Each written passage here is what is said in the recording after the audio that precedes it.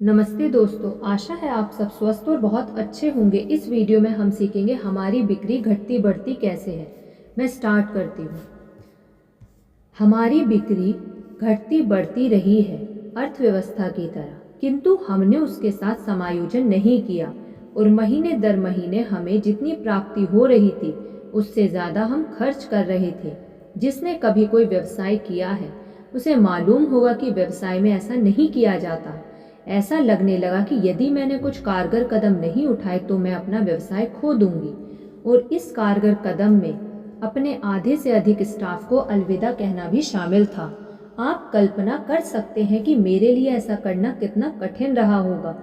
मुझे इस समाचार को बताने उस कॉन्फ्रेंस रूम में चलकर जाने का हर कदम याद है, जहां मेरा सारा स्टाफ एकत्र होकर बैठा था। मेरी आंखों से आंसू गिर रहे थे, लेकिन मुझे मालूम था कि इसके अलावा कोई चारा भी नहीं था। जैसा कि हम सब जानते हैं कि जल्द ही नया काम पाना कठिन होता है, लेकिन मुझे यकीन था कि अति शीघ्र सभी को नया और बेहतर काम मिल जाएगा, और लगभग सभी को कोई ना कोई नौकरी मिल भी गई। उनमें से कुछ ने अपना स्वयं का काम शुरू कर लिया। उस परेशानी के दौर में भी मैं यह जानती रही और उद्गार करती रही कि अनुभव सभी संबंधित लोगों के लिए सबसे बड़ी अच्छाई सिद्ध होगी। निस्संदेह अन्य सभी ने तो बुरे से बुरे हालात की कल्पना कर रखी थी। अफवाह जोरों पर थी कि हे हाउस घुटने टेकने जा रहा है। यह बात न केवल उन्हें मालूम थी जिन्हें मैं जानती थी, बल्कि देश भर में उसकी चर्चा थी। हमारी बिक्री कर्मी बड़ी हैरत में थे।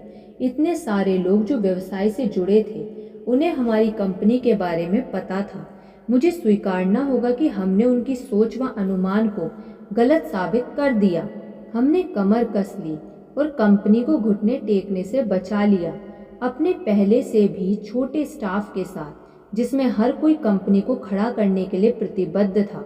हमने स्वयं को उस कठिनाई के दौर से बाहर निकालने में सफलता हासिल की। लेकिन यहाँ जो सबसे महत्वपूर्ण बात है वह यह है कि हमें बहुत कुछ सीखने को मिला। इस बीच हे हाउस का कारोबार पहले से बेहतर चल रहा है। मेरे स्टाफ को उनका काम अच्छा लगता है और मुझे मेरे स्टाफ का। भले ही हम सभी और ज़्यादा मेहनत कर रहे हैं, लेकिन मज़ेदार बात यह है कि किसी को ऐसा महसूस नहीं होता कि उन्हें बहुत ज़्यादा मेहनत करनी पड़ रही है। हम और ज़्यादा पुस्तकें निकाल रहे हैं और जीवन के हर क्षेत्र में समृद्धि लाने में सफल हैं। मेरा मानना है कि अंत में सब कुछ ठीक हो जाता है, लेकिन जब आप उस अनुभव के दौर से गुजर रहे होते हैं तब देखने में यह काफ़ी कठिन होता है। ज़रा किसी एक नकारात्मक अनुभव का विचार कीजिए जो कभी आपके कार्यस्थल पर या पहले कभी हुआ हो। शायद आपको डांट खानी पड़ी हो या आपका जीवन साथी आपको छोड़ गया हो। अब इसके परे जाकर इसके विस्तृत आयाम में इसे देखिए। क्या उस अनुभव के परिणाम स्वरूप क्या अच्छी बातें नहीं हुई? मैंने कई बार ऐसे कहते हुए सुना है, हाँ मेरे साथ जो हुआ वह बहुत बुरा था, लेकिन यदि नहीं ऐसा नहीं होता तो मैं अमोक अमूक से नहीं मिल सका होता, या अपना व्यवसाय शुरू कर रहा होता, या स्वयं को प्रेम नहीं कर सकती थी।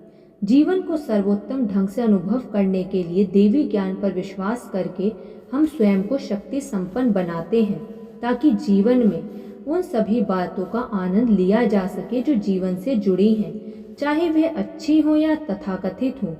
इसे अपने कार्य अनुभव पर परखने की कोशिश कीजिए। उसके बाद जो परिवर्तन आते हैं उन्हें देखिए। जो व्यवसाय के स्वामी हैं या चलाने वाले हैं, वे अपने व्यवसाय को देवी ज्ञान की अभिव्यक्ति के रूप में चलाना शुरू कर सकते हैं।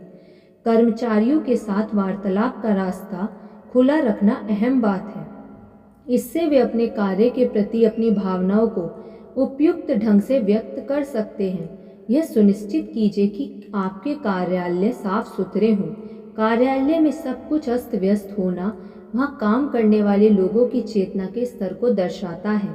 ऑफिस के अस्त व्यस्त हालात में मानसिक और बौद्धिक कार्य सही व समय पर कैसे संपन्न किए जा सकते हैं, इस उद्देश्य के लिए आप एक कथन अपना सकते हैं जो आपके कार्य से जुड़े अपेक्षित दर्शन को प्रतिबिंबित कर सके। जो उद्देश्य हम महसूस करते हैं वह है एक ऐसी दुनिया निर्मित करना जहां हमारा एक दूसरे से प्रेम करना सुरक्षित हो, जब आप देवी ज्ञान को अपने व्यवसाय के समस्त पहलुओं पर लागू कर देते हैं तो सब कुछ स्वयं से देवी योजना के मुताबिक संचालित होता है। तब सबसे अच्छा अवसर अपने कदमों में आ पड़े। मैंने देखा है कि व्यवसायों में बदलाव आने लगता है। एक ऐसा समय भी आएगा जब व्यवसाय प्रतियोगिता और द्वंद्व के पुराने ढर्रों पर ही नहीं टिके रहेंगे। एक दिन हम सभी जान लेंगे कि सभी के लिए सब कुछ प्रचुरता से उपलब्ध है और हम एक दूसरे को आशीष देते हुए सभी की समृद्धि में सहयोग करेंगे। कंपनियां अपनी प्राथमिकताओं को बदलते हुए अपने कर्मचारियों की स्वयं की अभिव्यक्ति के लिए एक अच्छा स्थान कहला सके और उनके उत्पाद व सेवाएं सामान्य रूप से सारी मानवता को लाभ मिल सके। लोग अपने काम के लिए वेतन से बढ़कर भी कुछ हासिल करना चाहेंगे। वे दुनिया में आपका योगदान करते हुए परिपूर्ण महसूस करना चाहते हैं। भविष्य में अंतर्राष्ट्रीय स्तर पर भलाई का कार्य करने की योग्यता भौतिकवाद की आवश्यकता पर हावी हो जाएगी। धन्यवाद। आपको ये वीडियो कैसी लगी कमेंट करके ज़रूर बताइएगा। यदि आपने अभी तक इस चैनल को सब्सक्राइब नहीं किया तो सब्सक्राइब कर लीजिए और इस वीडियो को लाइक कर दीजिए। धन्यवाद।